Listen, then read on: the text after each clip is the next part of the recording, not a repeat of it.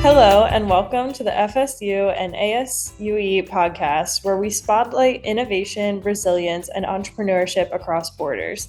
I'm your host, Madison Miller, a research assistant at Florida State University's Jim Moran College of Entrepreneurship, and I'm thrilled to be a part of this initiative to amplify voices of changemakers who are transforming ideas into impactful solutions.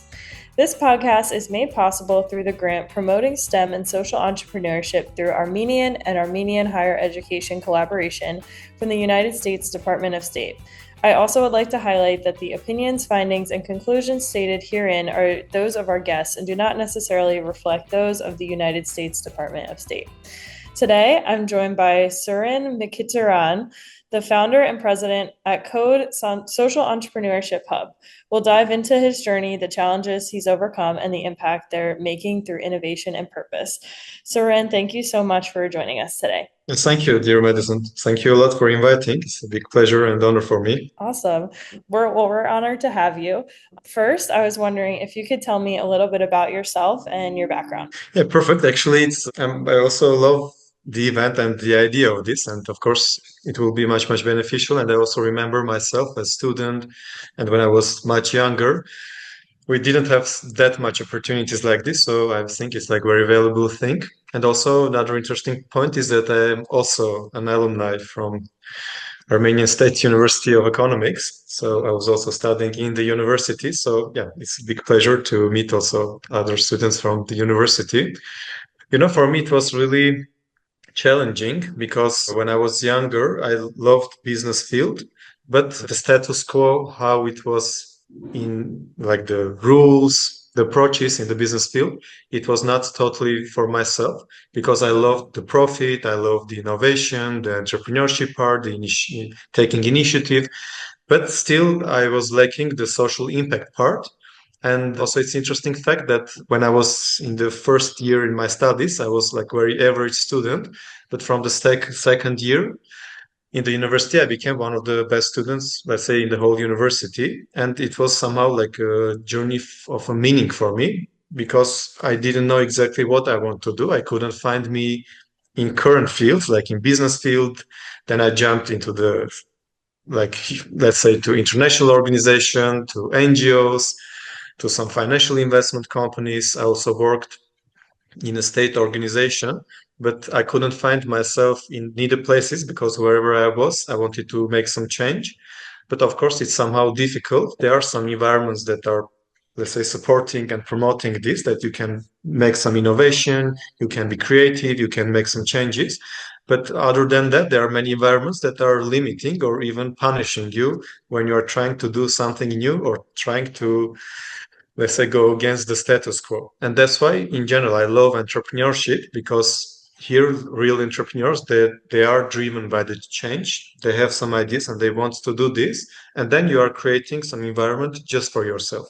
And truly said, I found myself in 2015 when these two major things like social impact and entrepreneurship, they got connected to each other.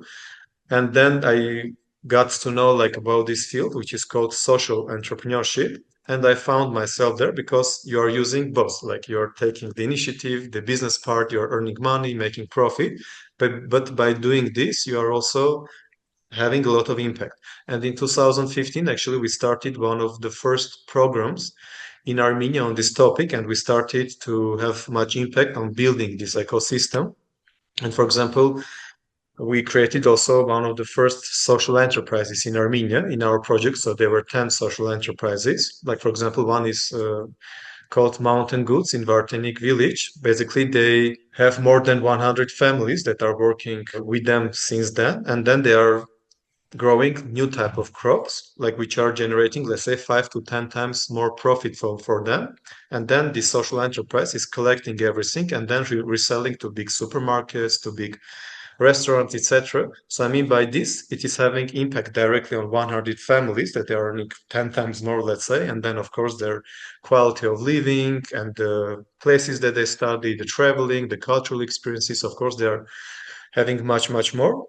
And plus, it's a business activity because they are earning much more. And the most interesting part in social entrepreneurship field is that, let's say, if you are not helping 100, but you have, let's say, 200 families that you are working with, you will double your profit also. You will earn, let's say, not 3 million AMD per month, but you will earn 6 million.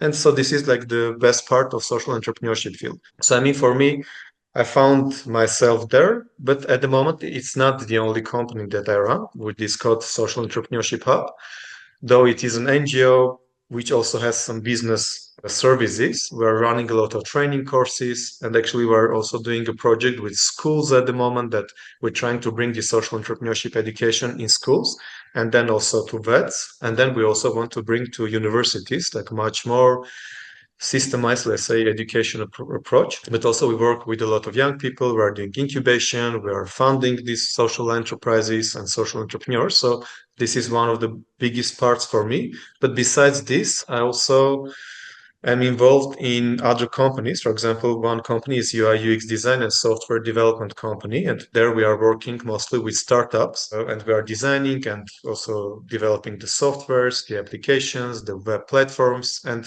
there is like totally another level, another like investments. The impact is a little bit different. So, and I'm also involved in some other, let's say, business activities in some consulting companies and some other service providing companies. So for me, it's like mostly an ecosystem that I'm trying to build, not only one company. So that's why sometimes it's difficult also for me to explain what I'm doing exactly. But I know I can continue maybe afterwards. I mean, about some challenges, some advices, but are there some questions that you have specifically or how we should proceed forward? Yeah, absolutely.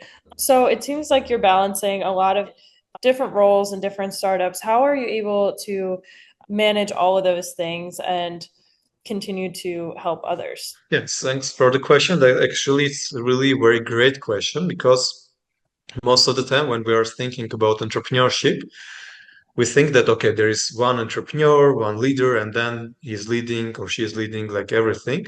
But this is not the best approach, of course. Why? Because in entrepreneurship, it takes a team to build something, especially if we are talking about building something big.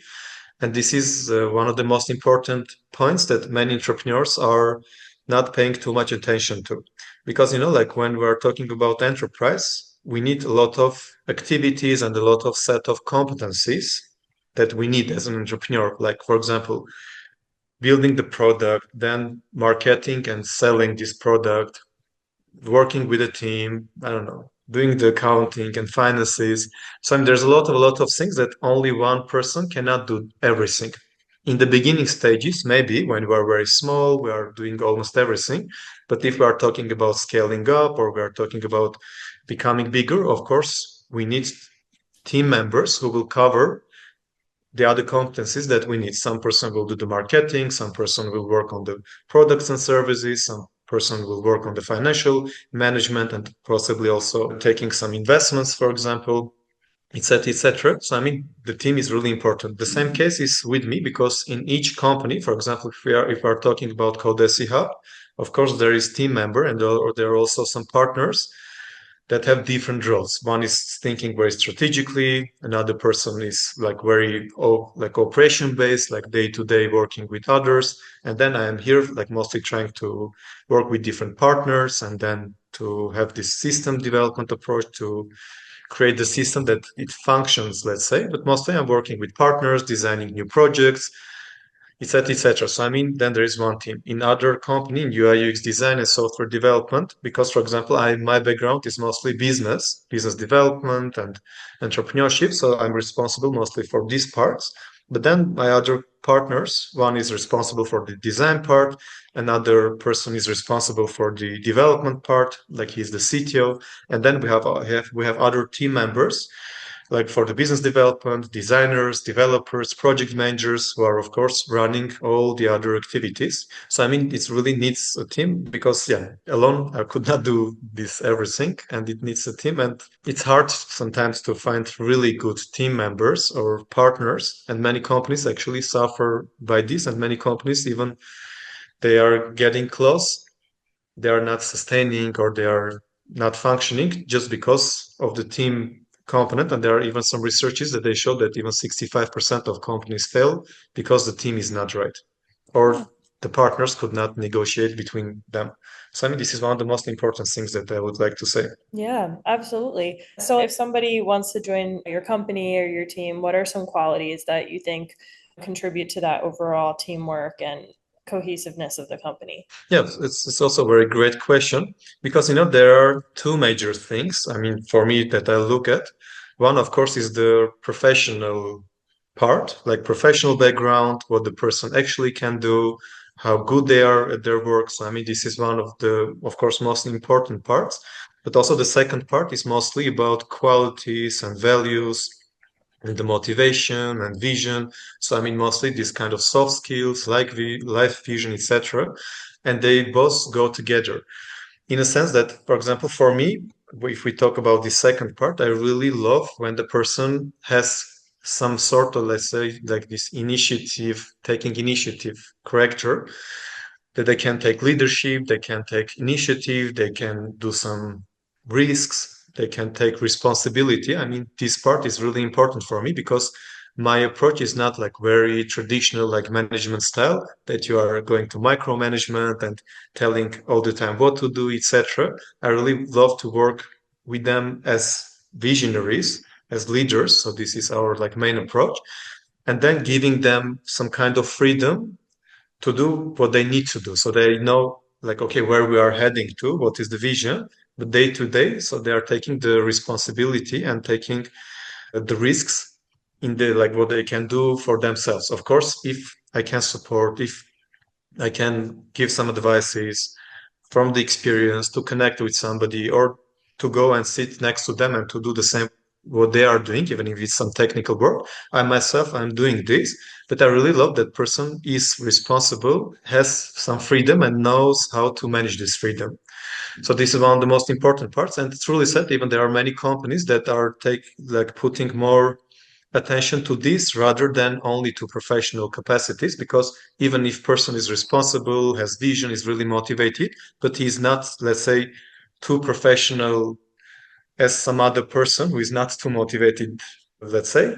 For me, is the person who is responsible, motivated, and has capacity to develop and to become better in his work, rather than very professional person who knows everything, who has a lot of capacities, but is not very motivated and lacks a lot of qualities that are important, let's say. So this is about priorities. I mean, maybe different companies can have different priorities. I'm not telling that this is their best approach. And I think this is also very important to say that different entrepreneurs have different experiences and different approaches, and there is no one single approach that is the best one. And many times if person tells you, okay, this is the best approach, it is not like that. It has worked for them, but it not necessarily that will work for you or for the other companies. So, I mean, that's why the other approach, I think, is really important to have this lean approach, and all the culture of entrepreneurship is also going to this, like lean entrepreneurship, lean startups, lean business modeling, etc. Because we really need to be flexible, really to be lean and to adapt. You can have like a concrete approach that, okay, this is right, this is where we're going to, but we also need to be flexible enough to adapt to ever-changing needs of the world, even especially in this crazy period, like with these AI developments and a lot of changes that are happening. I mean, we need really to be flexible, and everything is changing very, very fast. Yeah, absolutely. And speaking of adaptability and flexibility, I feel like one big thing about entrepreneurship is that there's always different obstacles or challenges that you'll face, but it's Mhm. how you adapt to them. So, what was the biggest obstacle that you faced when you were starting your company, and how did you overcome it? There's a lot of things. I mean, of course, there are many, many things that are very well known in general in the entrepreneurship world, like for example, I don't know, getting the first investments, that you have some money to start, for example, or the right team members. I mean, there are some standard things, but for me, really, there are a few very important points that I think are necessarily to do, but sometimes we are not paying too much attention to it. But for example, one of the first ones is, let's say, this called product market fit. And this is one of the major things, because when we are starting something especially new, when we are talking about entrepreneurship, and this is also like distinction, that we're not talking only about traditional business, that we're opening some market or something that is very well known. We're talking about entrepreneurship, which means that we are doing something new. We are going to attack the status quo. We are doing something new. And of course, there's a lot of much more risks than in traditional business. And here, of course, one of the major things is, and this is also another interesting statistics, that like more than 46% of companies fail because they are doing something that the market doesn't need. I mean, basically, they are creating something for customers, for people, but basically nobody needs this. And this is really important because many companies, they fall in love with the product, with their idea, and they are starting to push the market, but it's not the way that it works. And here with that, we talk about flexibility. It's really important that we understand the market needs, that we understand the needs of the customer, and then we are trying to develop some product or service that are really fitting to this person's needs. So it's something that they really love, something that they really need, and something that they're really willing to pay for, to take their money from their pockets and to give to us. If we give something valuable to other person, then of course they are ready to pay for this. But a lot of companies, they are not going in this way. So the best approach, and it's also called like lean startup methodology, and the idea is that you have to start from small. Even if you have some big idea, let's say even now I'm working on an idea to create some dating app, but only for serious relationships, nothing else. If you want serious relationship, like long term, you want to go to marriage, etc., etc., with this motivation. So I want to create something like this. Of course, there's a lot of different applications, a lot of companies, but right now, what I'm trying to do, I'm reading a lot of reviews. Like there's a lot of applications in the app market, in Google market, and I'm just reading what people like and also what dislike there. Secondly, I'm talking with a lot of people who are single at the moment, but they want serious relationship, but they are not able at the moment to find through dating apps, or they have some other reasons. So I'm trying all the time to talk to them, to work with them, and they are giving a lot of valuable information. And out of this, when you have the problem very concretely, it automatically you are coming to the solutions, because you know, okay, this is why it doesn't work. For example, just one example, that some person and many people were telling that there are so many options that it's hard to choose. And I understood that there is, for example, this is called like decision paradox, and the idea is that if you have many choices, it's difficult to make any decision, and the quality of your decision is even decreasing a lot. And the idea is that if you have just one, two, three options, then it's much easier for you to make decisions. So my idea went to that okay, we need very quality matches, just one, two, even best is one match. You get it, and okay, you are just talking, you are meeting, etc., etc. If it's a good match, okay, you are just leaving the application. If it's not, then you are not doing. You're continuing the process as long as you find some person. But you know, like while talking with them, you understand that you have to do a lot of things differently. Even the dating apps, for example, they are working on a business model that you are paying monthly subscription. But for the business, it's better that you don't find your partner there. It's better that you stay 6 months, 1 year, as much as you stay there, it's better for them. But then I'm trying to like somehow to turn this around and make some business model that really will help a person to find very easily, quickly, and will have different business model that will not, let's say, push the person to stay in the application a lot. This is just like a concrete example that I'm working at the moment, but the whole concept is that you are checking what others are doing, you are trying to do something different, but most importantly, you are trying to talk with the real customers who are your possible customers. You are listening what they really want and then making some product for them. This is the most important part, because when you have this, your product and the market, your customers are meeting each other, you have, let's say, the formula that your business can work. After that, all the things, of course, raising the investments, having the right team, not giving up, having the vision. I mean, all these things are really important, but the most important still is this market product fit. And most importantly, the flexibility, as we are talking, because your marketing strategies, the team members, like even the product and its features, it can like become very different in the end. And even maybe you are starting something and you're going totally to another product, and that's why it's like really important to have the flexibility. But so one suggestion would be this, and just very short suggestion, what I would like also to tell, that it's really important to have really one concrete idea, not to work on many, many things, just to choose one. Because I have done also these mistakes that I was not concentrating on one. I was doing a lot of things and eventually nothing was working. And even now I'm doing different things, but when I started, I was going to crash. I was going to fail. I was not managing to do everything. I was getting burned out because I was working too much. Eventually, I just concentrated on one, two company. I made it to become a little bit sustainable. And only after that, I started to do a little bit more things, to hire more team, etc. So, I mean, it's really important to start small, to experiment, to be flexible, and only to grow afterwards. So, in the initial stages, the most problems are that when you are growing, of course, there are totally another questions, but it's not important to discuss right now because we're talking about the startups, starting the point.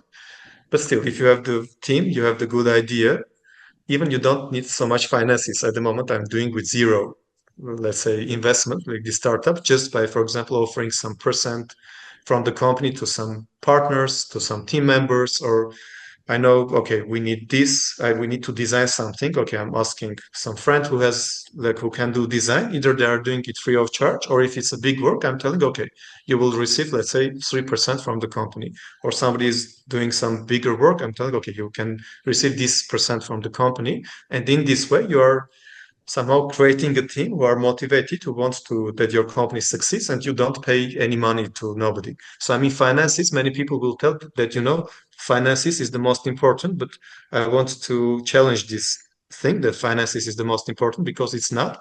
If you have the correct team, if you have the good product, the finances and the investors, they will just come to you. The customers will be ready to pay. The investors would like to invest in you because they want to earn money. They want to put money in you so that they earn more money. And if you have a winning strategy, then it will be easier. So the finances is not the first. I guess it's maybe fourth, fifth even point, but not the first one, as many, many experts are suggesting. Well, thank you so much for sharing. We probably have time for about one more question. This podcast is formulated for college students. So I was wondering, what advice would you have for your college self? And if you could go back, would you do anything different and why? Yeah, it's a really very interesting question. For example, one of the major things that I would advise to others and of course to myself, it would be to start earlier. And to start by telling to start, I mean going to action. Because, for example, we can read a lot of books as I was doing. We can build a lot of network, going to a lot of events, which I was also doing. I don't know, to plan a lot, to brainstorm a lot of different ideas. We created, I don't know, about like 400 ideas. And all the time I was thinking that, I'm progressing. Oh, of course, yes, because now I have big network, I have a lot of experience, I know a lot of things, etc., etc. But still, I understand that the most important part is about taking action and is about starting. Because if you start earlier, you will fail also earlier. You will make a lot of mistakes, but the most important is that you learn by these mistakes. You do this and okay, next time I have to do something differently. So you are failing fast. And plus, for example, I built a big network. I don't know, I know thousands, thousands, and 10,000s of people all over the world.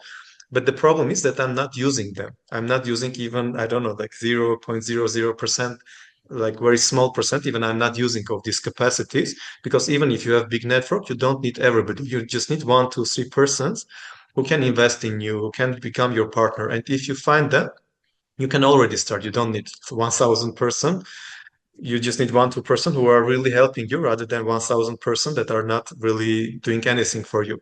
So, I mean, it's really the main advice. It's about starting earlier, taking action earlier, learning with this experience, and everything is just going to you. I mean, you will start to attract a lot of things like the team members, investors, success, etc. So you're rather like attracting this rather chasing it. So, I mean, this is one of the major things that you are becoming a person, you are having such kind of mindset that you can become successful, but still you are taking action, because if you don't take action, whatever else you want to do, read, build network, it doesn't make any sense. You really need to take action. The sooner you do, the better. Even if you don't have a lot of answers, even if you don't have money, just do what you can do at the moment. Start where you are and really believe that everything will just start to flow to you if you start just to make this journey. That's such a good reminder, use the people around you. And I feel like with teamwork, which we talked about a lot today, anything is possible. Well, thank you so much, Suren, for joining us today and for sharing your story with us. Your journey is a powerful reminder that innovation doesn't just start with a great idea. It goes through resilience and creativity and a real drive for solving real-world problems. And to our listeners, thank you so much for tuning in. We hope that today's episode inspired you as much as it inspired us to think boldly, build collaboratively, and believe in your ability to make a difference. Stay with us for more stories from innovators and entrepreneurs who are building bridges between education, technology, and social impact all across Armenia and across the world. And until next time, I'm Madison Miller. Keep creating, keep questioning, and keep moving forward.